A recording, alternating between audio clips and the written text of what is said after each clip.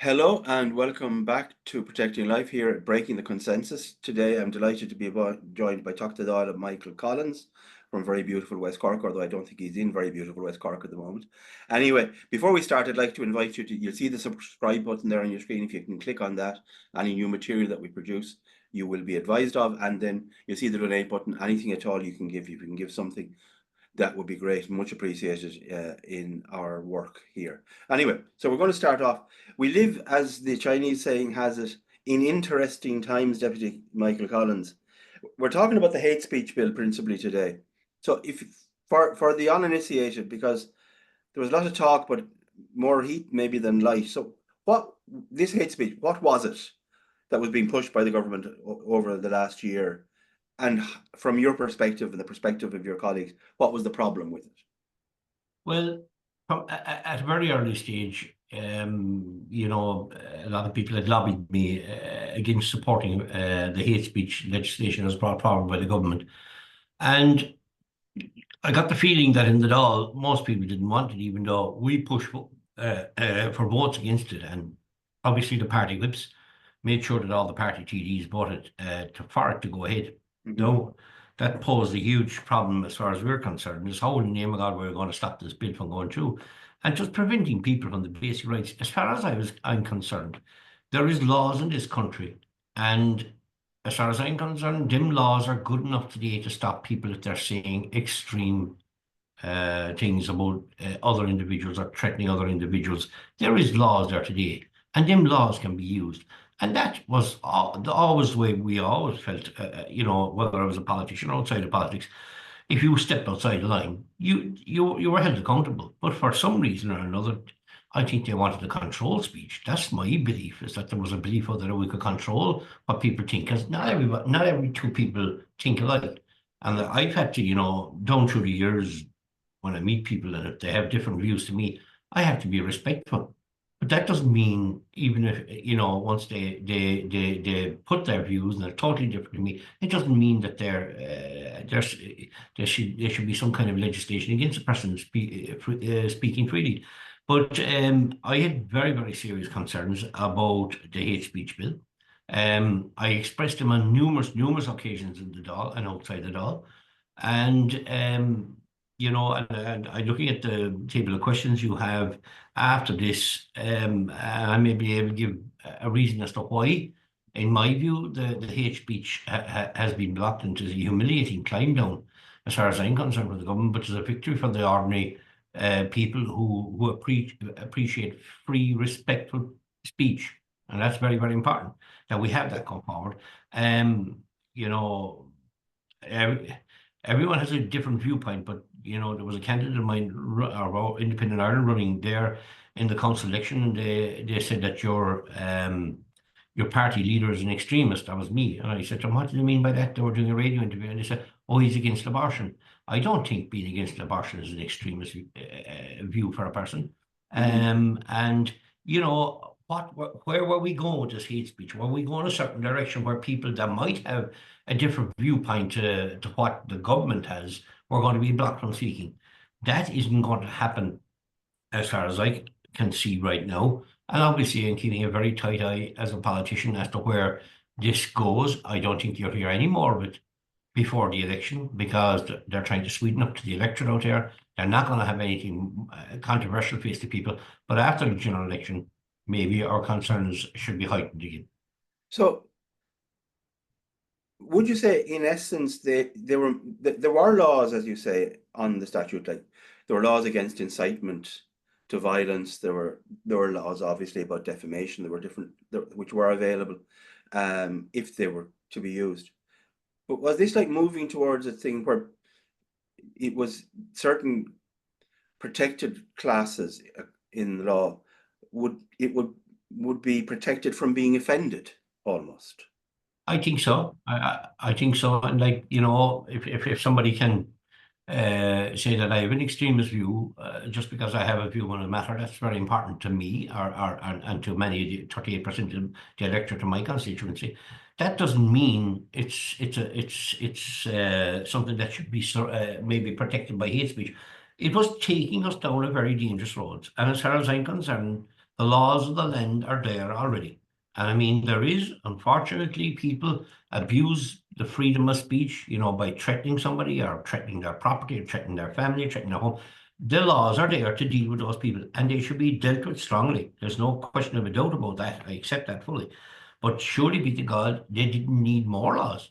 And what happened there was somebody said something that wasn't going to cause hurt to somebody, but actually was strong. They were strong in their views. They were going to be blocked, and they could have been their, equipment seized or whatever, and it was putting us down a very dangerous road. It was a bad, bad piece of work, and the public out there were in horror over it. And the referendum, I think, shook the devil out of the government as such and woke them up. And this was one of the results of it. So, I mean, one of the things I think that caused a lot of people to be a little bit sort of stand back was there seemed to be an element in it where that they could come in and they could take your computers, they could take your phones, and if they could find something on it that was offensive, it was hate, that you had to demonstrate to them, to the authorities, that you weren't going to distribute it. So it was kind of, they were turning the assumption of innocence upside down.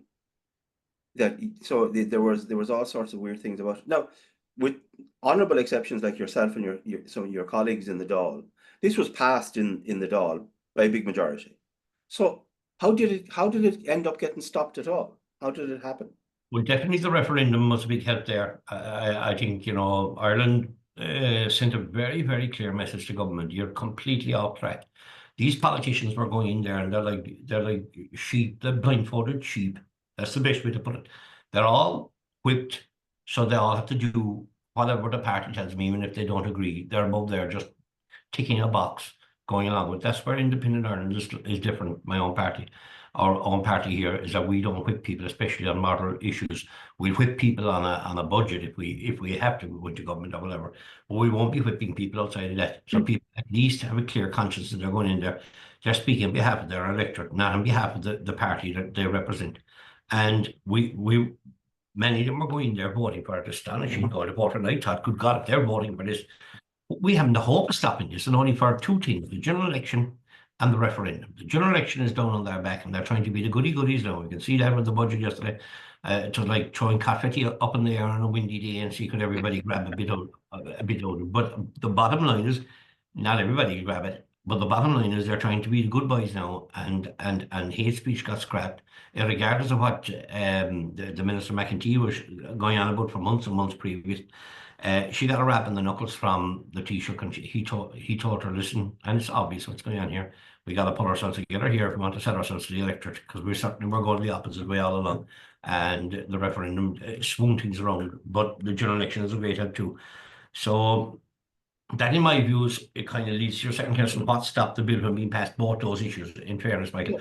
And Adrian, they were very, very important issues to shake the government and shake them into place. But I don't know, was that done for the greater good of the people? That's no reason why these things change. This should never, ever have been put in front of the people in the first place. And we wouldn't have been in a position of upset and concern that quite a lot of people had, that they felt that their rights were going to be violated, their human rights to say what they feel is right. As I said, never have an issue with a person having a different view to me, but it shouldn't be called hate unless it's threatening somebody or taking somebody's an honest name or something. Sure. And there's laws there that could have dealt with that. Do you think that they were surprised, first of all, by the result of the referendum, but not just the result, but the size of the result of the referendum? I think that's really surprised them. I don't know. They weren't surprised. They were shocked. They absolutely got blown out of the water. I know, unfortunately, it's forgotten about. But they tried to sell us something that wasn't saleable. And the Irish people said, absolutely no way. And you can't touch our constitution and start throwing it up in the air and mashing it up and taking it away as if it's only some piece of paper. Our constitution is something we should stand by and respect. And unfortunately, the government and their actions against the people with disabilities, basically putting them into second place in human life, backfired big time. Absolutely and utterly backfired big time. And it led to the resignation of a Taoiseach, and further resignation should have happened too, but they got away with it likely, I think, because they tried to push this these referendums against the will of the Irish people. The Irish people were strong in their voice and kickback. Michael, you've been a TD and a representative for a long time. I know from talking to people who know you well, a large part of what you do is being involved in your constituency, in the local communities. There, you're connected, you're listening to people, you're talking to people all the time. What I don't understand is there are lots of other TDs in Fianna Fáil and Fine Gael and the other parties who are in constituencies like yourself, rural constituencies, mixed, whatever. How is it possible that they have become so detached that they didn't realize that the sentiment was so strong? I mean, a lot of people outside were saying, I don't know anybody who's voting yes for this. I don't see where this is coming from. I don't see the appetite for this. But they seem to have lost contact with the people in a way. I don't. How does that happen? Well, first of all, I got into local politics in 2014, and 2 years later, I won a seat to represent the people of Cork Southwest in the Dáil in 2016, and then again in 2020. And I'm here since, and thankfully, I get a very good support. But the reason is I stick and stay with the people. I've seen politicians, they take a 4.5 year break and they come back then frantically for 6 months, screaming and shouting, and they're lucky enough they'll get all the sound bites and try and get across the line.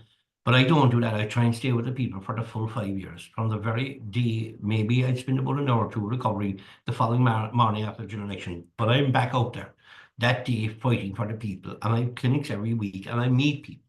And I go into clinics sometimes and there might be nobody inside. But it might be the side of a lounge in a bar. And I go up to the counter and I talk to the people at the counter. And they tell me, and they make me understand as to what the concerns they have. And it might be hate speech, and it might be something else, and it might be something else. And I pick up from that. But most politicians today are removed from the people. They don't want to meet their electorate only when there's a general election. Coming up to that, they love them. They're stone mad about them. But before that, I see there a lot of them, they be putting up.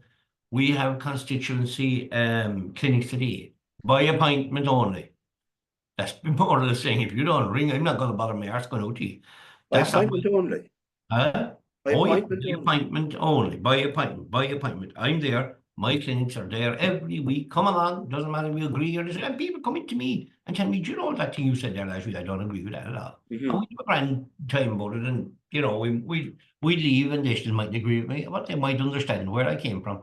So you keep in touch with your electorate. And maybe that's why I never got into the big political party scenario, because I always wanted to be kind of judged by my work with the people. I felt as independent or under independent Ireland, I could keep that connection with the community, and that's where the main political parties have lost contact completely with their electorate, and they depend on the last 6 months to get them across the line. Showing up at everything and anything, pictures everywhere and anywhere. But that's not good enough. People are hurting, and people hurt in relation to hate speech. I had numerous people came to me in clinics, and begged me, and I was saying, what's wrong? You're pushing an open door. I'm totally opposed to it. So they were happy, but then they were explaining to me the direction they felt this was going. And, I didn't, as I said, we're pushing an open door, but I think that door was closed when it came to political parties for them. Charlie Flanagan, who would be, suppose, regarded as like a big beast in Fine Gael, now that he's leaving politics, has become very frank in his assessment. He said something to the effect that you probably have more influence with the parties now if you're an NGO than if you're a TD on the backbenches. I mean, do you think that the parties have got this, that if you're a TD, you're just kind of lobby fodder, in that you do what you're told, and they're listening too much to the NGOs and not enough to the people?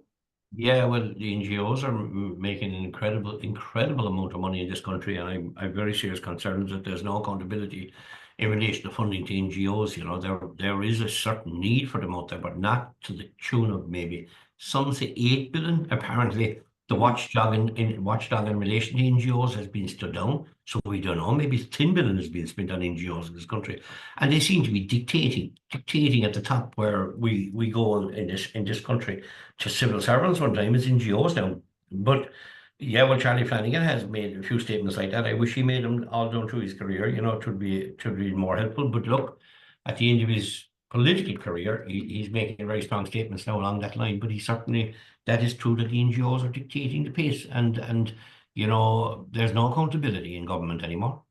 We can see that with OPW and the expenditure here on the Dáil. There's no need to account, no heads will roll. It's just another report here. I mentioned inside the Dáil a while ago, but the OPWs and Ishkeern, and there's so many, and they'll all be getting budgets and extra budgets and extra budgets, but we don't know where the budget is going. Or how is it blown, or how is that money, or like I was talking today about a Garda station in Skull. When they were building it, a beautiful Garda station, better than any hotel in Ireland, but anyway, we won't go there. But in West Cork, where I live, and the OPW were told straight away there's a leak. Well, the workers are still on site. A brand new Garda station, state of the art, cost millions, and they never fixed the leak. And they came back a few years later and spent 200,000 on fixing the roof because of the leak. So like, I could go on, you know, pure waste of money, and people with disabilities, and you know, people looking for all sorts of services like dental services, all that. There's no money there. So you know, So going back to the hate speech, they're moving away from it, at least for the time being. So do you think this is a dead duck now, or will it come back? What will replace it, or will it be replaced with anything, or is it just gone? Definitely gone now before the election, 100%. Yeah, and won't be mentioned between here. Excuse me. And won't be mentioned here between here and February, March again. My worry is you could have a situation where there's certain political parties, maybe extreme, some might say, they may want to bring in this legislation again and may want to revisit this again. And this will be up to the people of Ireland. The way I look at it is that after the next election, you're going to have 4 parties in government, not 3. Because I think I could be wrong now, 10, 12 extra TDs are going to be in the law. So if you calculate that from today's numbers, you'd have to have 4 parties to form a government.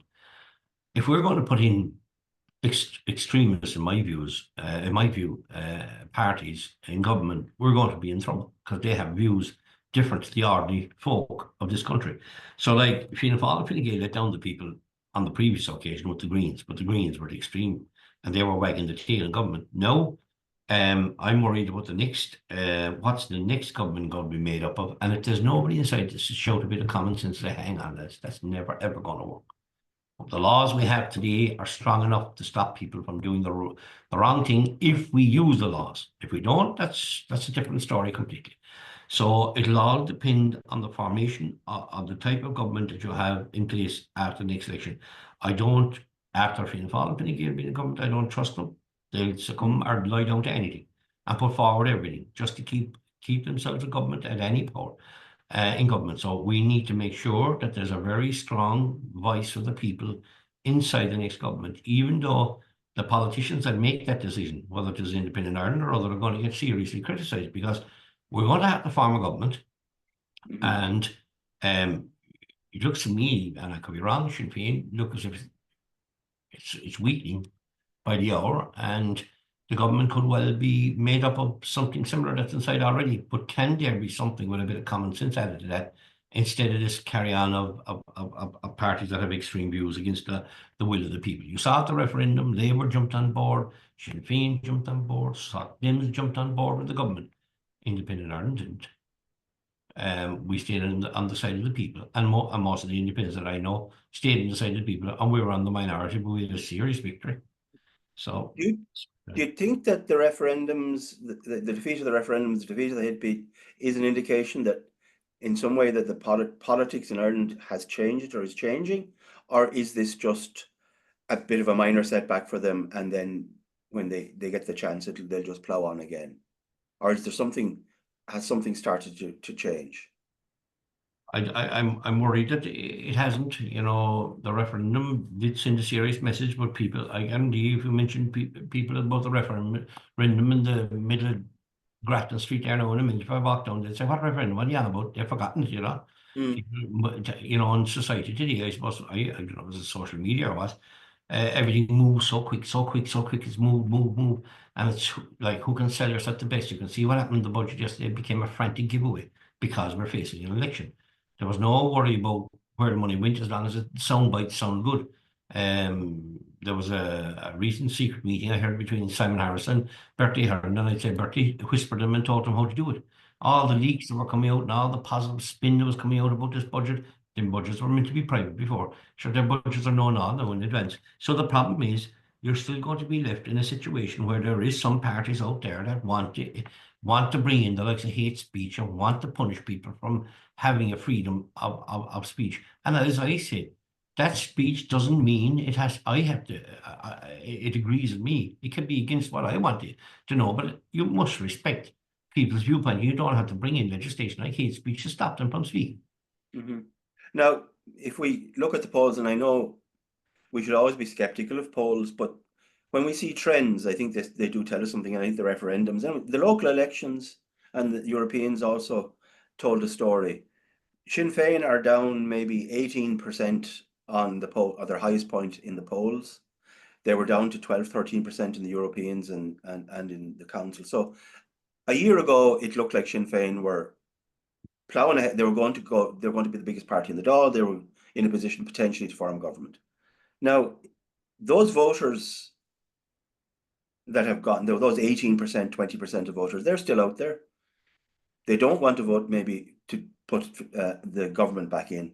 Do you think that there's an opportunity here for groups like Independent Ireland or independents generally to speak to the sort of those disenfranchised, disenchanted voters, that there might actually be surprises in this election?